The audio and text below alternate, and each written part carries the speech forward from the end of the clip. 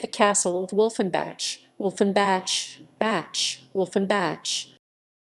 The Castle of Wolfenbach 1793 is the most famous novel written by the English Gothic novelist Eliza Parsons.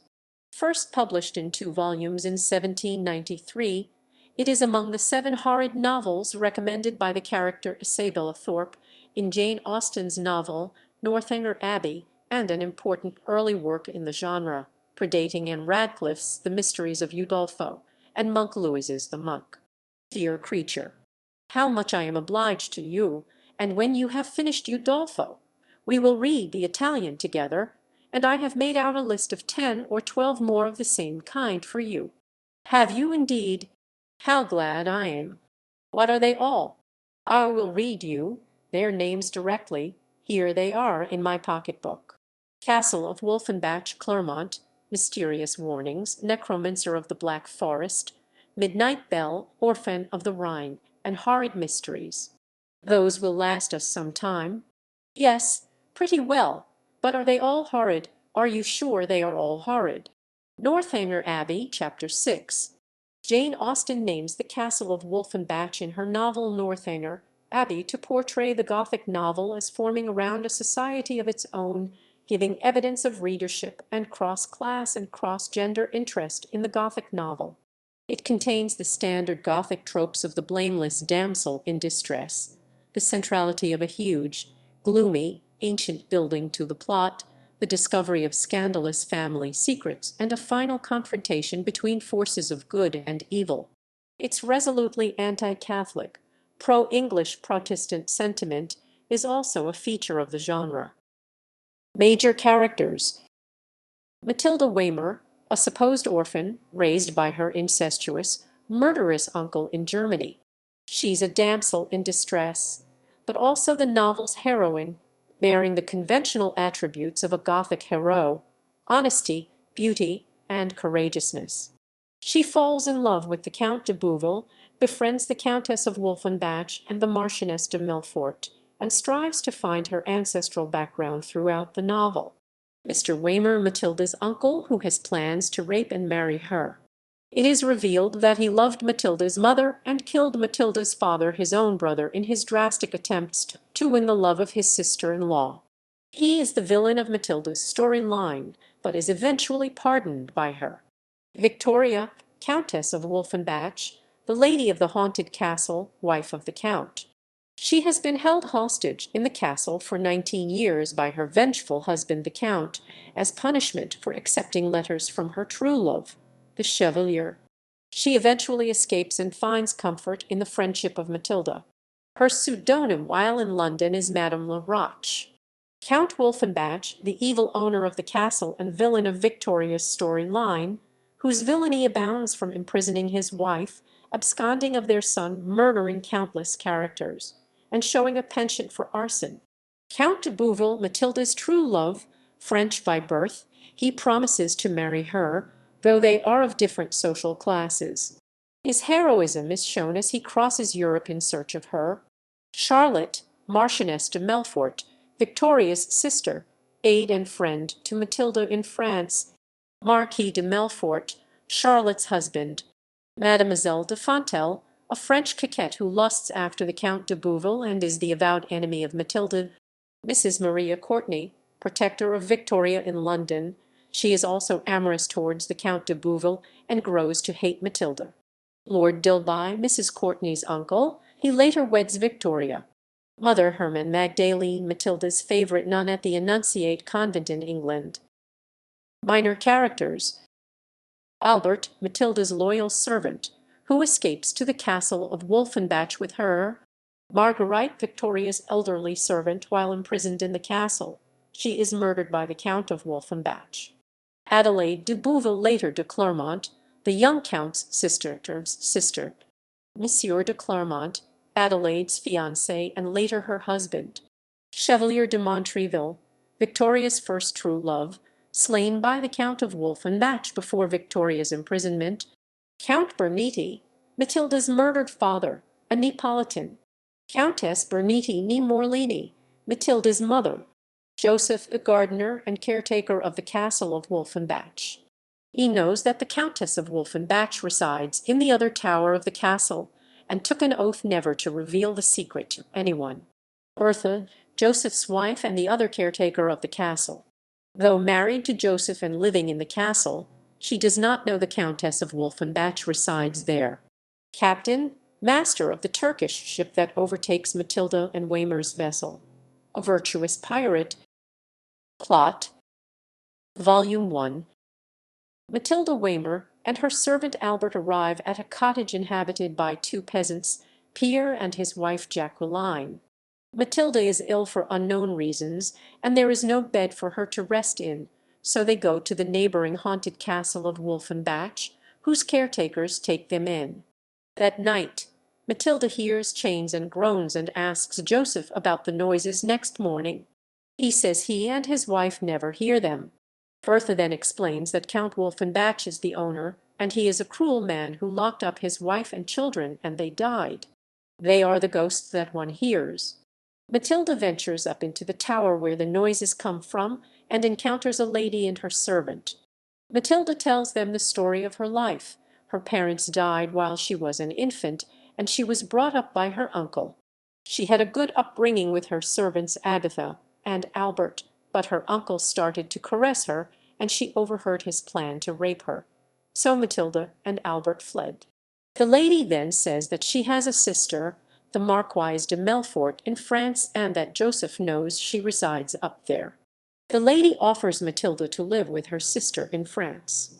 The next day, Matilda goes to converse with the lady of the castle again, but she is gone and the room is in disorder. Joseph and she find the lady's servant murdered on the bed. Matilda leaves to go to France and tell the lady's sister about her kidnapping. Count Wolfenbach arrives after Matilda leaves and tells Joseph that he has sold the property in Bertha, and he are moving to another property of his. That night, Joseph wakes up to a fire in his room and escapes, but Bertha does not. The castle is burnt to the ground and Bertha is dead. In France, Matilda is staying with the Marquise de Melfort, and we learn that the lady of the castle is the Countess of Wolfenbach. Matilda tells Charlotte, the Marquise, of her sister's kidnapping. Matilda receives a letter from Joseph telling her about the castle and Bertha's ill fate. She shows the Marquise, and the Marquise decides to tell her about the Countess of Wolfenbach's past. Victoria was in love with a man, Chevalier, but their father made her marry Count Wolfenbach because he was rich and powerful. The Count later sent the Marquise a letter saying that Victoria had died in childbirth, along with their newly born child. A few weeks after that, the Marquise received a letter from Victoria saying she was alive. Matilda sees the Count de Bouville and falls in love with him right away, and the love is reciprocated. Matilda's uncle shows up at the Hotel de Melfort to get Matilda to marry him, but the Marquise sends him away and Matilda falls desperately ill after hearing this news. Matilda agrees to see him under the circumstance that the Marquise is in the other room listening to their conversation. Matilda and her uncle, Mr. Waymar, meet, and he explains that she misunderstood his intentions of raping her. He then says that he is not her uncle, but rather Agatha found her at the gate, and they decided to keep her, and he now wants to marry her. The Marquise receives a letter from Victoria saying she is safe with a lady named Mrs. Courtenay in England. Mr. Waymar tells Matilda she has to marry him, but she refuses, saying she is joining a convent. The Marquise and Matilda go to London, where they meet up with the Countess of Wolfenbach, and she tells them the story of her kidnapping. The Count and a servant burst into her apartment at the castle of Wolfenbach, accusing her of breaking her oath by talking to Matilda and Joseph when she is supposed not to communicate with anyone. They kill Marguerite, her servant, so she will not tell any more secrets, and take Victoria to the woods to kill her. The Count's horse bucks him, and the servant goes to aid him while Victoria escapes. Mrs. Courtenay finds her and accompanies her to London.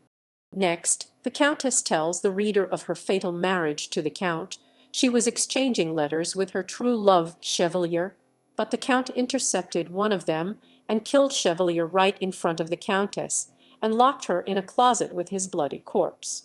The Countess went into labor, and delivered a son whom the Count took away from her and faked both of their deaths. Her punishment for communicating with the Chevalier was having her son taken away, and she was to be locked up in the castle, and he made Joseph take an oath to never tell anyone, even Bertha, of her occupancy there. Volume 2. The second volume of The Castle of Wolfenbach begins immediately after the Countess of Wolfenbach reveals the story of her past.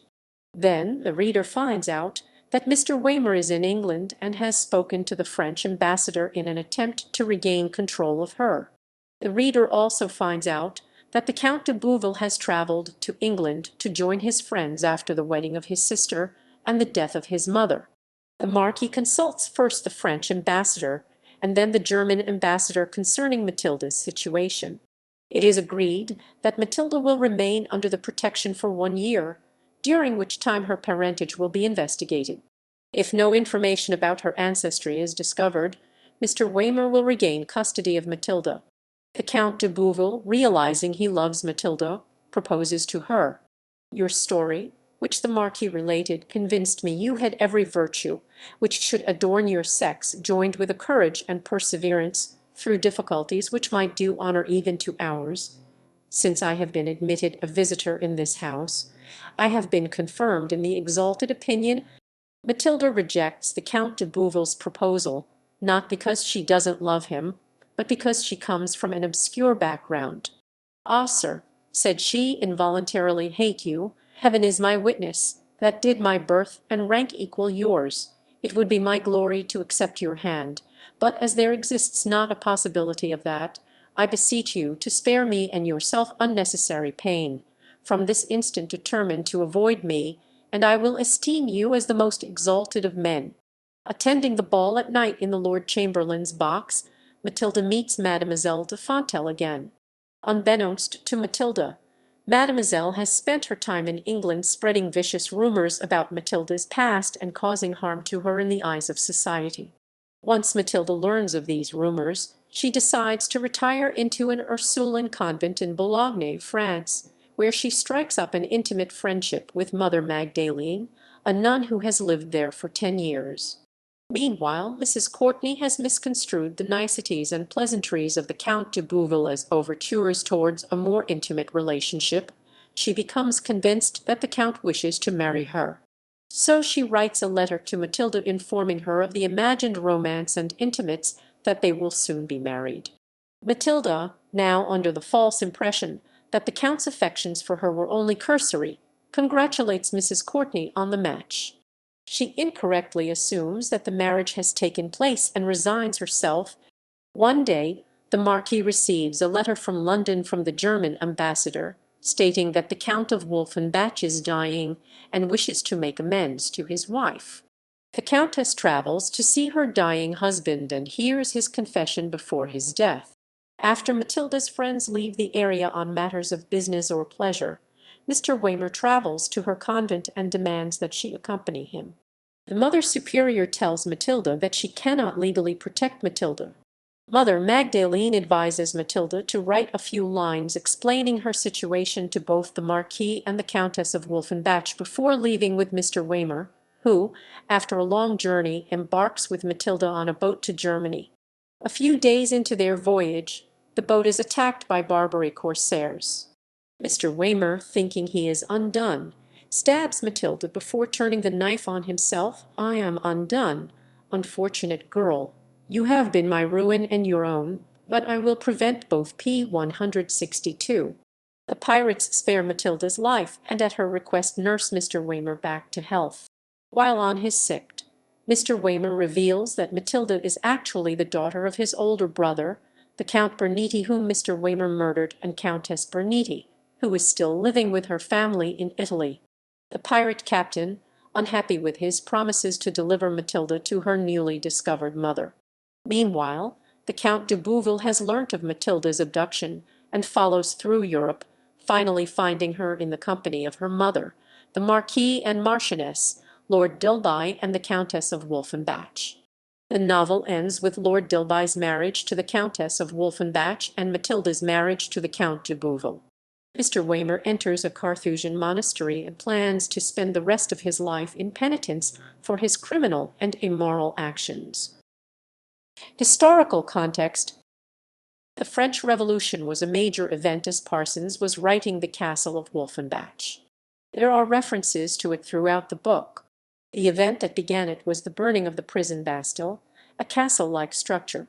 This feeds the burning of the Castle of Wolfenbach in Parsons' novel and displays the influence of the French Revolution on her writings as she adopts scenes, ideas, and politics from it in shaping the novel.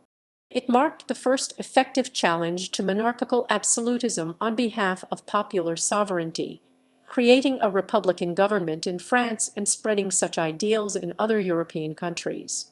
The French Revolution urged natural rights and gave novelists enthusiasm for liberty and sovereignty of the people.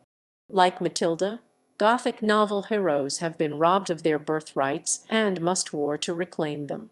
Matilda has to flee and confront her uncle to recover her right to know who her true parents are. The French Revolution not only impacted France, but Europe as a whole, including Britain.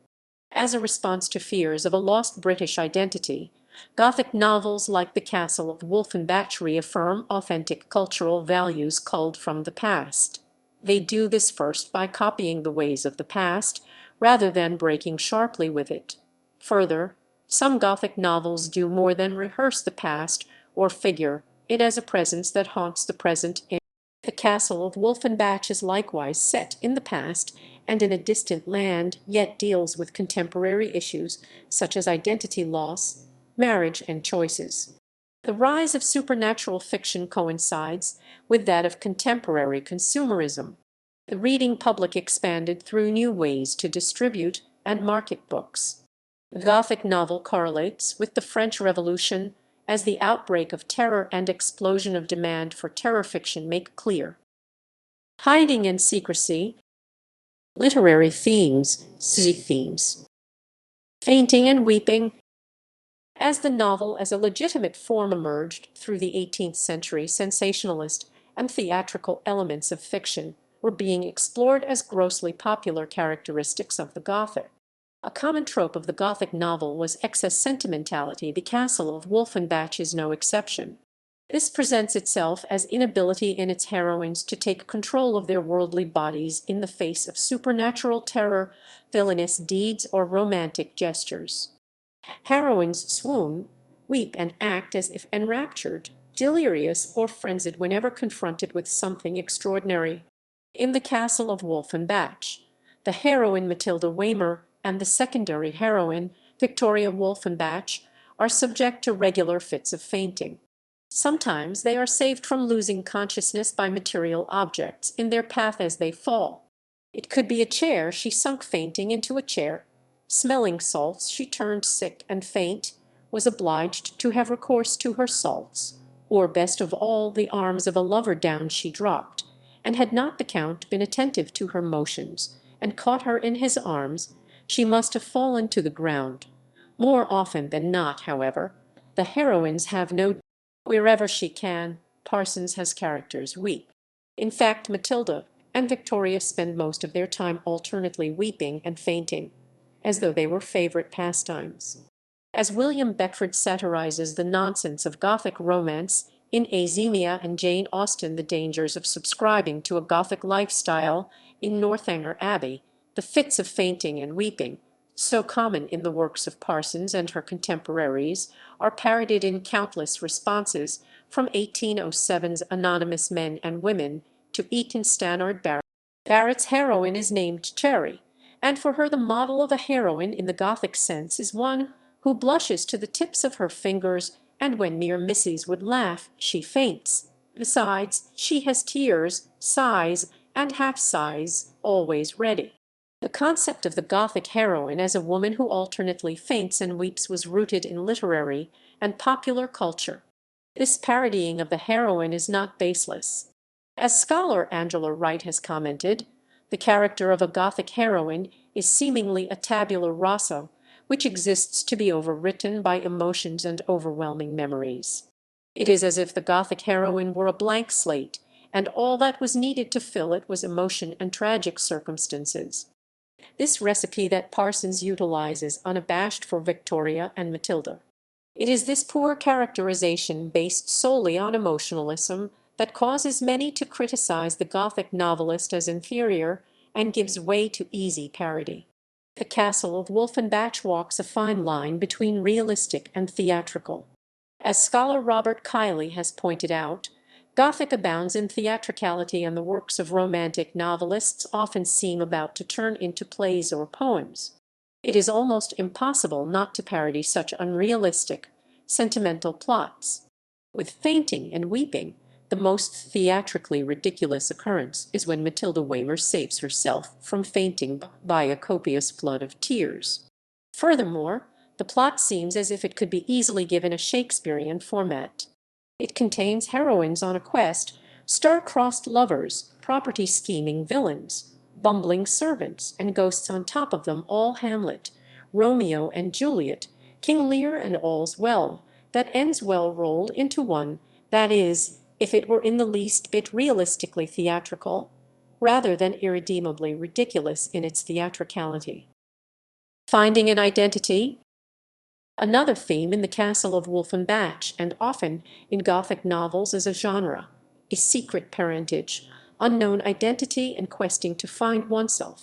As the introduction to the Valancourt edition points out, Matilda's challenge in the novel is to discover the secret of her birth. Robert Miles, in his genealogy of Gothic writing, claims that in these novels the usurped and disposed find their rights restored, the lost are found, and a true genealogy reasserts itself. In fact, these things happen to Matilda. She discovers her parentage, finds her mother, and inherits her noble class title. The Gothic and Romantic genres are obsessed with perfect, unsullied aristocratic lineages. It is Matilda's unwritten and unknown history that keeps her so long apart from her true love, the Count de Bouville. She cannot admit that she loves him until she discovers her ancestry. She was of noble birth. As often the case with heroines, most of her friends are convinced of her goodness and beauty even before her noble lineage comes to light. Matilda's true identity is hinted sporadically. Marquis de Melfort, if there is a mystery in her birth. Marquis de Melfort, I have no doubt but one time or other a discovery will take place to her advantage. P. 78. Matilda, yes, I have a presentiment that I am no base-born, unworthy offspring. P. 83. Marquis de Melfort, for my own part, I have little doubt but her birth is noble, her person, her figure, the extraordinary natural selection she possesses confirms my opinion that so many graces seldom belong to a mean birth or dishonest connections. P. 72. Marchioness de Melfort, you sprung not from humble or dishonest parents. The virtues you possess are hereditary ones, doubt it not. My dear Matilda, if nobleness of birth can add any lustre to qualities like yours, you will one day possess that advantage. P. 124. Mother Magdalene, 'tis possible you have parents still living, who may one day fold you to their bosoms. Bound. You have no right to dispose of your future destiny, whilst there is the least probable chance you may be reclaimed. P. 148. Editions.